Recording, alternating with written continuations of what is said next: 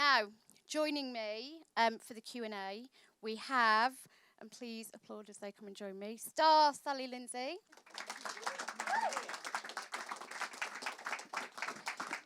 Producer Rebecca Davies. And director Gareth Tunley. Take a seat. We should also mention that we do have our lovely cast in the front row as well. Taj Atwell, who we just saw as the amazing Hannah, Paul Higgins and Dan Skinner. They may want to chip in at some point. Feel free. Please do wait for the mic to come to you because we are filming. Sally, let's start with you.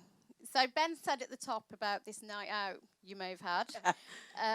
Want to tell us about that? No, I was just in this Will and Grace. I sort of blagged an invite to that. And I knew they were sort of doing new things at Channel 5. Felt quite an exciting place. And I thought, assuming because we were at Channel 5 doing Will and Grace, I thought he was interested in making comedy. He's absolutely not interested in making any comedy. So, but he said, I've got this idea that I think you would be great at, and do you fancy having a look? And then that's how it happened. But it was a long time coming, really. It was a lot of, it was a lot of sort of working out what it actually was and what we were trying to say. But essentially, it's about a very, very normal person that an extraordinary thing happens to, and what's the response, I think. That would be it. How is she different, June, to the characters you played before? Ben said something kind of about you going against type. Yeah, I mean, I suppose so. I mean, I suppose so. I mean, I've been very lucky to do both drama and comedy in my career. So I've been lucky to do that. I suppose what I wanted to do with June is she was so... the thing about June, I think, that I wanted to portray is that she's very, very normal, but she's very underestimated as well. And so she's been downtrodden all her life. Very normal, just trying to get on, like I think a lot of people are in this, especially the society at the moment, which I think why it'll ring true. And she's been underestimated, and she's had enough. And I think as the series goes on, you see that she gets stronger and stronger and stronger, and almost sort of, well, I'd say, loses the plot of why she started, really. But it's all about this inner anger of why isn't I've never got anything. So I suppose it's not different to parts I've played before, but it's definitely a career high for me. I absolutely adore playing her. She was brilliant. And the actors I work with are all absolutely top of the game. Well, I love the female relationships at the heart of this. Yeah. Obviously, your lovely mum, that scene where you find her is just devastating. Yeah. But the closeness you have with your daughter as well is gorgeous. Was that a big pull for you when you read the script? Oh, absolutely. And I think that the wonderful thing about that, the three of them, and the one that's coming, is that they almost brought each other up, really. And I think they've always been there for each other. It's almost history's repeated itself. Her mum had her young, she had her daughter young, and it's happening again. And it's all been fine. And it's absolutely fine. And they've got on really well, and it's all been great. And until this horrendous thing happened to them. And it was all for the love of her daughter and the love of her granddaughter. There was no other reason why. She was almost like, why have I got this equity in this house when I can give it to her? It's a very selfless thing because it's her daughter, and that's how the communities I know. I mean, I was brought up by women, and that's how it is. That's how that's what you do for each other. Can we get a mic down here? 'Cause Taj, was that a big pull for you? And obviously playing with Sally and playing Sally's daughter. Yeah, definitely. Oh, is that on? Hello, can you hear me? Right. Yeah, good. Yeah, definitely. I thought the script lended itself really well to that, and we got to kind of Gareth let us play a little bit in the room, which is always nice because you can kind of. Yeah, we had an amazing thing that you don't do in modern television now. We had rehearsal. So we got to sort of find the dynamic and the kind of truthfulness of the relationship. That's kind of really important, and we always had a giggle. We did have a giggle, didn't we, dear? And but it was also, we found out who your dad was. I mean, this is all backstory. We had lovely conversations about who your dad was, where he went, and that sort of comes out slightly, and and what relationship he was in the family, and it was all really interesting to work through those dynamics actually, and having the indulgence and time to do that. Not just saying, "Hello, Taj, you're my daughter. Let's go and which I was slightly annoyed at because obviously I'm not old enough. Oh no, no. I totally am. Completely old enough. Jim Slip mum, I'm presuming. Jim Yeah, Slip. thanks. Thanks, Terry. Well, that's a polite way to say. While we've got the mic down here, actually, can Paul and Dan, can you talk a little bit about what attracted you to the project, and about the process maybe that Sally's describing? Well, I worked with Gareth before on his film The Ghoul, and so we knew each other. And it's just a great part to play for me, the guy that makes the call. And I mean, he's essentially a psychopath, but he's and it's always great to play a psychopath. Good fun, and yeah, I mean, it's a very timely show. It's something that I don't think I've seen anything on TV about this subject. Portrayed in a drama, and it just felt very current. And also, they asked me to be in it, so that is a big. But you could say they'd probably say you're against type, but you're absolutely I'm like that. terrifying in it. You are, yeah. They found out you actually like that. I'm always ringing people up, nicking their money, so it was easy for me.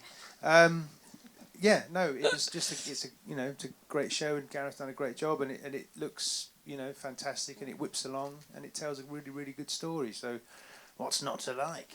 Oh, over to you. I was hooked in by that speech he gives about his mother being disgusting.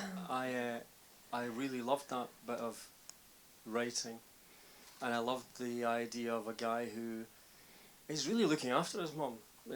He's paying for these carers and all that stuff, and he's really looking after his family, and he's, I think he thinks he's a good guy, and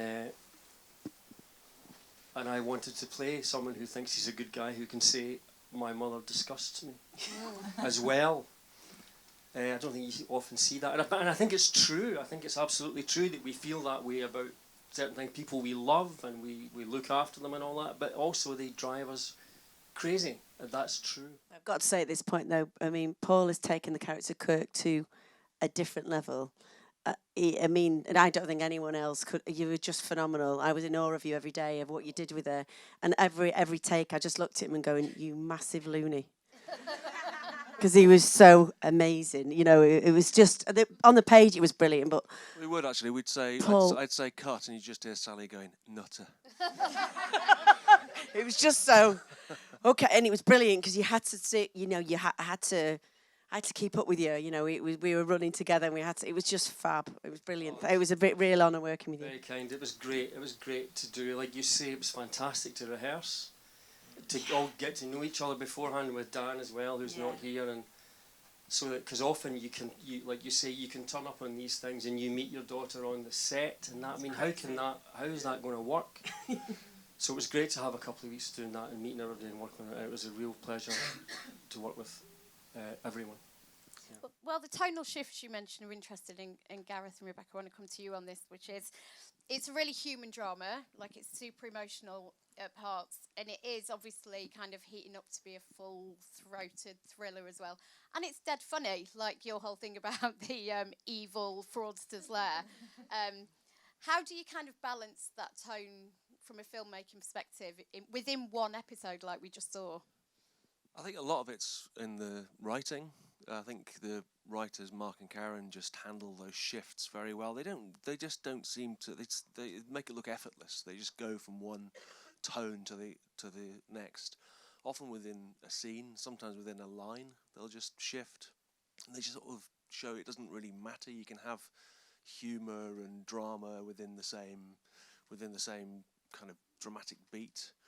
And then in terms of shooting it, we just kind of took every strand, me and the cinematographer Benjamin Pritchard, we took the script and just had kind of broad brushstrokes ideas, like the stuff in Sally's home with the mum is sort of shot quite warmly, and it's quite loose and it's quite handheld, and the stuff with Dan Ryan, with Des, is quite rough.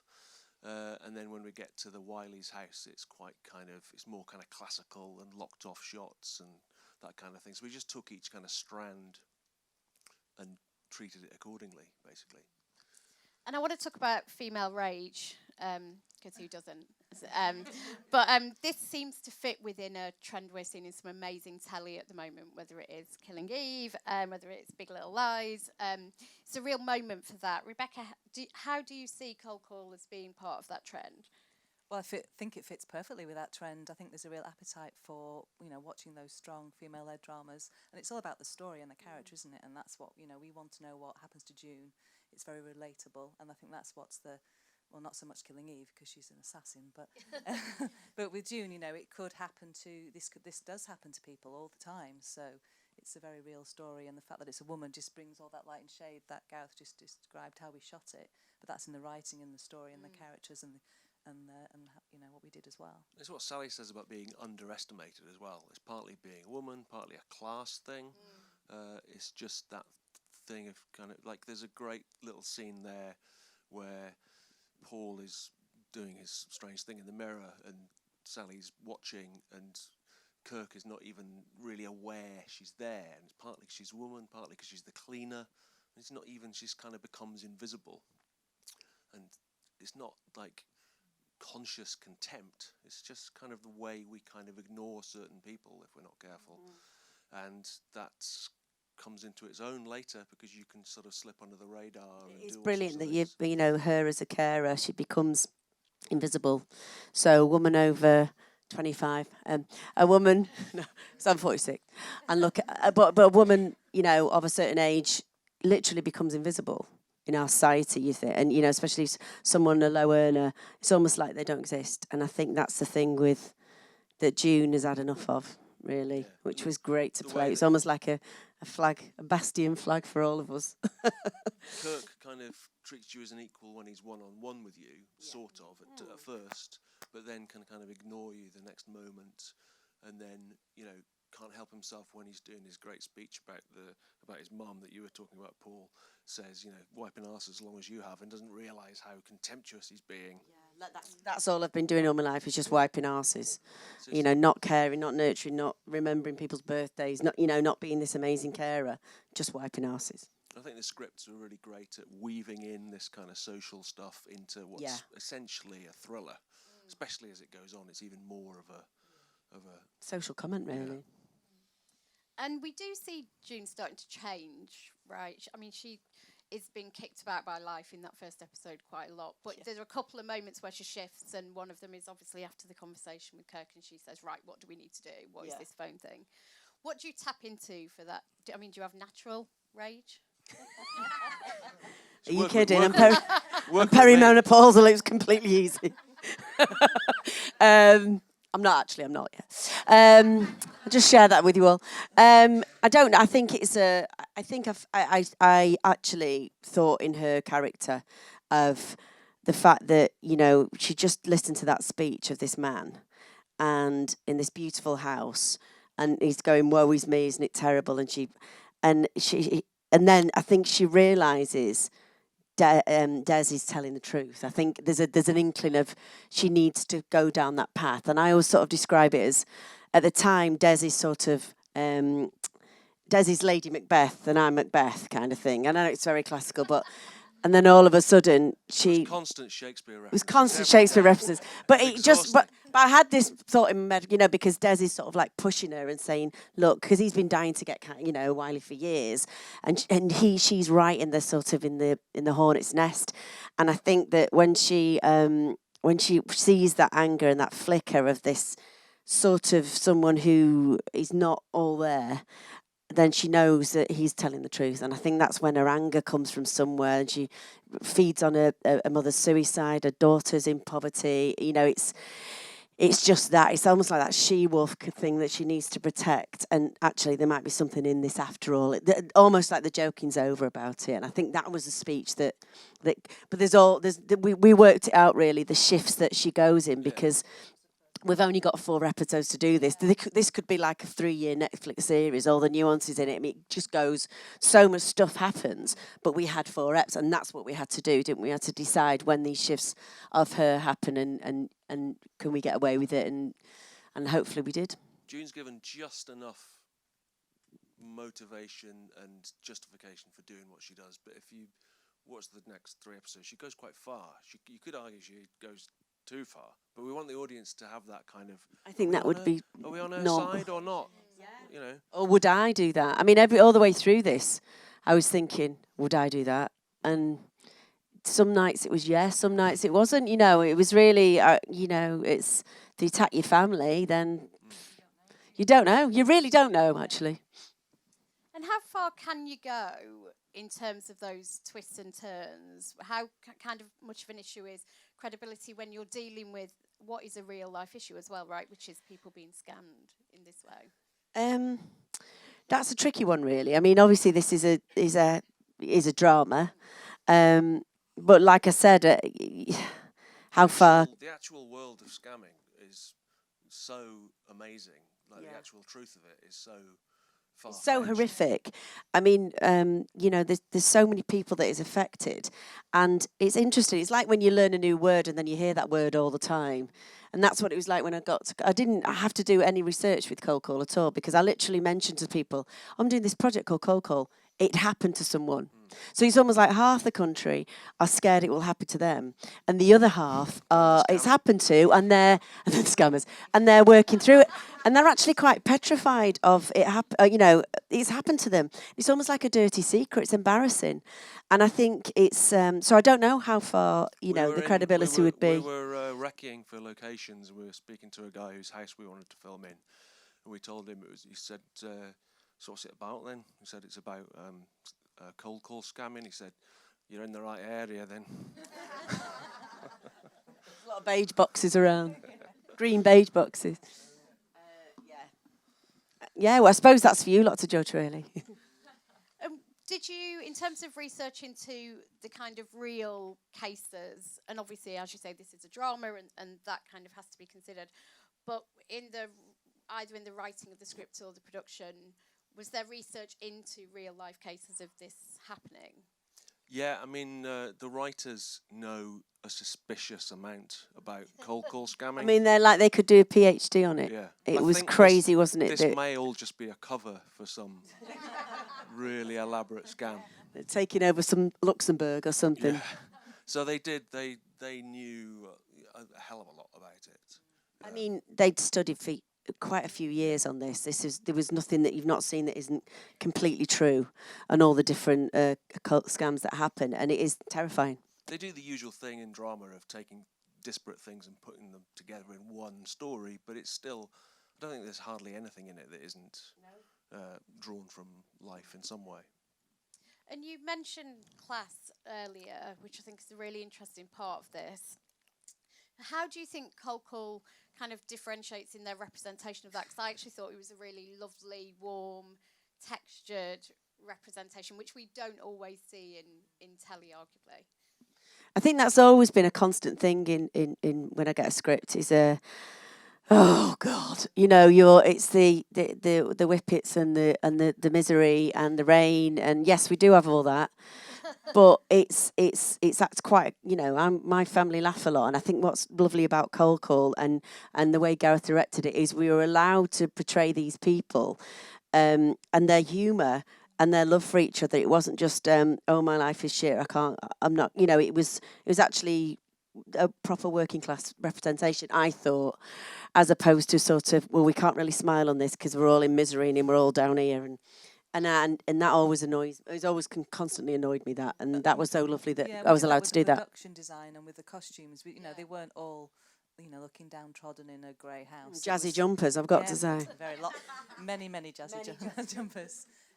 So we made a conscious effort to make June's world, a nice world. She owns her home, she's got a job, albeit she's a bit downtrodden and life's not gone great, but there's a lot of love and laughter and colour in her life. Like with Mum Sophie's fairies and stuff, there's like a little fantasy, and it's all right. Things Just are all from a right. dramatic point of view, they've got to have something to lose. If they're already kind of in misery, then there's nothing. There's nowhere to go. So just from that point of view, and it's that thing in our society at the moment where people, it's not like they don't have anything, it's just it's very precarious. Yeah. So all it takes is a knock from some bastard like Mr. Dan Skinner there. Two that's all it takes, paychecks and then away. It's like everything- America, isn't it, at the Yeah. moment? That's the thing. So it's that precariousness rather than it being kind of grim in any way.